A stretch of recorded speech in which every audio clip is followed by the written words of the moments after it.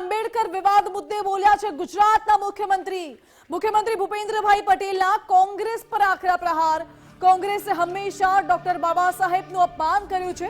કોંગ્રેસે બાબા સાહેબના અપમાન બદલ માફી માંગવી જોઈએ। કોંગ્રેસ પાર્ટી દેશભરમાં પ્રેસ કોન્ફરન્સનું નાટક કરી રહી છે। કોંગ્રેસે બાબા સાહેબને ચૂંટણીમાં હરાવ્યા તેવું સીએમ ભૂપેન્દ્ર પટેલ બોલ્યા છે। બાબા સાહેબને કાયદા મંત્રી પદેથી રાજીનામું આપવા માટે પણ કોંગ્રેસે મજબૂર કર્યા। બાબા સાહેબને કોંગ્રેસ ભારત રત્ન પણ ન આપી શકી તેવું સીએમ ભૂપેન્દ્ર પટેલે કહ્યું છે। વધુમાં આગળ ઉમેર્યું કે મોદીજીની સરકારે બાબા સાહેબને સન્માન આપ્યું છે। મોદીજીની સરકારે લંડનમાં બાબા સાહેબનું સ્મૃતિ સ્મારક બનાવ્યું છે। દિલ્હીમાં પણ બાબા સાહેબના નિવાસ સ્થાને સ્મારક બનાવવામાં આવ્યું છે। નાગપુર અને મુંબઈમાં પણ બાબા સાહેબના સ્મારક બનાવવામાં આવ્યા છે। બાબા સાહેબના સ્મારક બનાવવામાં કોંગ્રેસે અનેક અડચણો પણ ઊભી કરી હતી તેવું સીએમએ કહ્યું।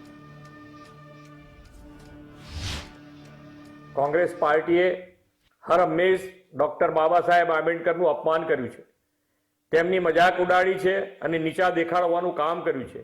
તે બદલ તેમણે આખા દેશની બિનશરતી માફી માંગવી જોઈએ। કોંગ્રેસ પાર્ટી દેશભરમાં ભારતીય જનતા પાર્ટી વિરુદ્ધ પ્રેસ કોન્ફરન્સનું નાટક કરી રહી છે। જે કોંગ્રેસે દેશના મહાન સપૂત ડોક્ટર ભીમરાવ આંબેડકરને હંમેશા અપમાનિત કર્યા છે, આજે એ જ પાર્ટી બાબા સાહેબ માટે પ્રેમ અને લાગણી હોવાનો દેખાડો કરી રહી છે।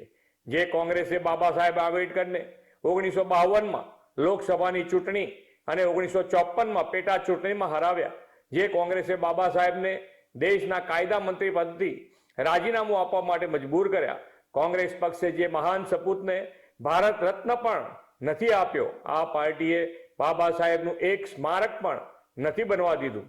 આદરણીય મોદીજીની સરકારે લંડનમાં જ્યાં બાબા સાહેબ રહેતા હતા ત્યાં તેમનું સ્મૃતિ સ્મારક બનાવ્યું। દિલ્હીમાં તેમના નિવાસ સ્થાને સ્મૃતિ સ્મારક બનાવ્યું। નાગપુરની દીક્ષા ભૂમિ અને મુંબઈની ચૈતન્ય ભૂમિ ખાતે સ્મૃતિ સ્મારક બનાવ્યું। કોંગ્રેસે બાબા સાહેબના સ્મૃતિ સ્મારક માટે કોઈ પગલાં લીધા નથી, માત્ર અને માત્ર અડચણો ઊભી કરી છે।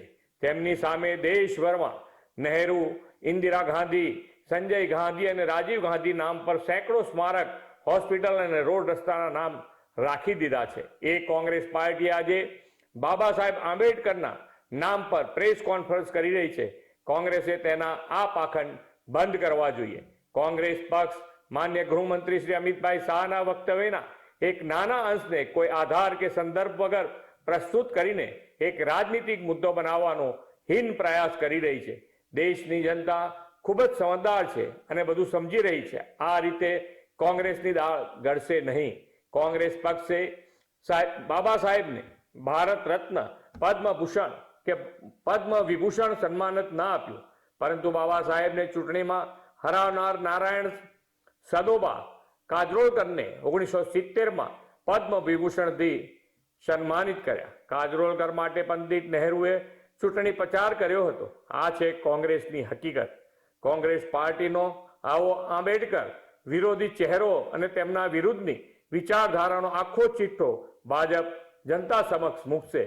ભાજપનું સ્પષ્ટ માનવું છે કે દેશના નિર્માણમાં જેમણે પણ પ્રામાણિકતાથી પોતાનું યોગદાન આપ્યું છે તે બધા જ લોકોનું સન્માન થવું જોઈએ, જ્યારે કોંગ્રેસ માત્ર એક પરિવારનો જય જયકાર કરવામાં રચી પચી રહી છે।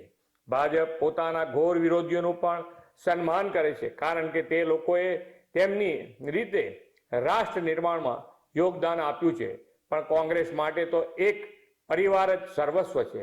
કોંગ્રેસ પાર્ટી બાબા સાહેબના થયેલા અપમાનોનું બાથું લઈને ચાલે છે। કોંગ્રેસ પાર્ટી એ નાટક બંધ કરી દેવા